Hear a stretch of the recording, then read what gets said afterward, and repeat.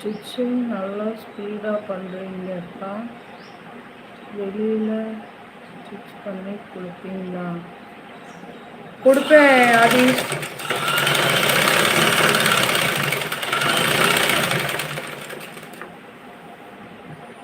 என்ன கொடுத்தா காசு தான் கொடுக்க மாட்டாங்க.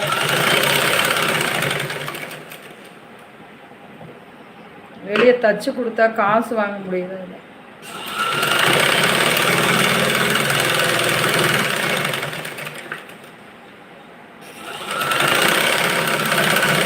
இங்கே திருப்பூரில்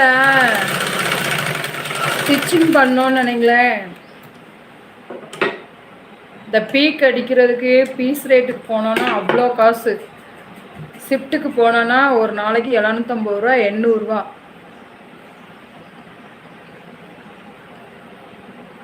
கம்பெனிக்கு போனால் தினம் 800 ரூபாய்க்கு வேலை பார்க்கலாம்.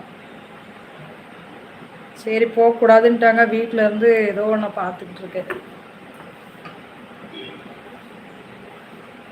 சும்மா பீக் அடித்தோன்னா அதுக்கு ஒரு 50 காசு. சும்மா ஸ்டிச்சிங்காக தான் இருக்கும்.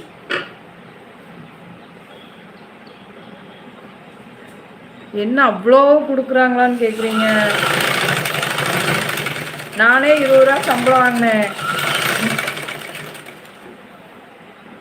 ஸ்பீடு இருந்துச்சுன்னா எங்கேனாலும் பொழைச்சிக்கலாம். நல்லா வேலை பீஸ் ரேட்டுக்கு போனோன்னா நம்ம எப்போனாலும் போயிட்டு வேலை பார்த்துட்டு வீட்டுக்கு வந்துக்கலாம். நம்ம எவ்வளோ வேணுமோ அவ்வளோக்கு வேலை பார்த்துக்கலாம்.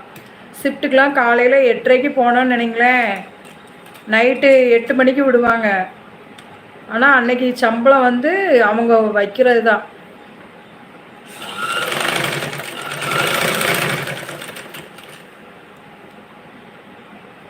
சும்மா லேபரேயும் 600 ரூபா ஒரு நாளைக்கு வாங்குறாங்க.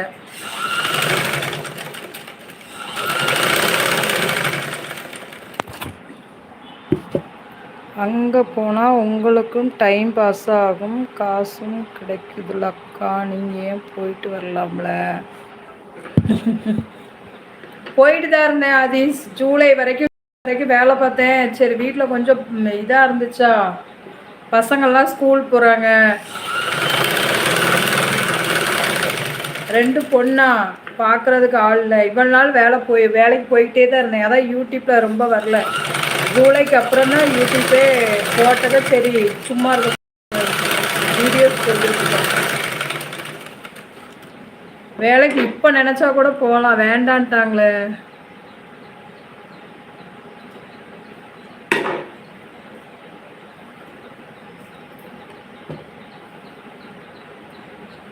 திருப்பூர் வந்தால் எல்லா ஆட்களும் பொழைச்சிக்கலாம். என்ன வேலை பார்க்கணும்.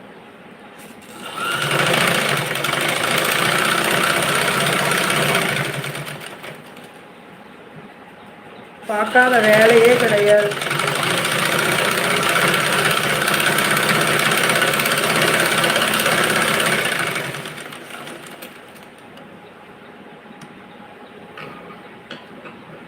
அங்கெல்லாம் நம்ம ஊர் சைடு இப்படி கார்மெண்ட்ஸ் இருக்குது. வெறும் ஷிஃப்ட்டுக்கு 250 ரூபா தான் கொடுக்குறாங்க ஒரு நாளைக்கு. இங்கே வந்து 400 ரூபா, 250 ரூபா கூட கிடையாது. காலையில் போனான்னா சாயங்காலம் 6 மணி வரைக்கும் பார்த்தா அந்த 250 ரூபா கொடுக்காங்க. இங்கே வந்து 400 ரூபா.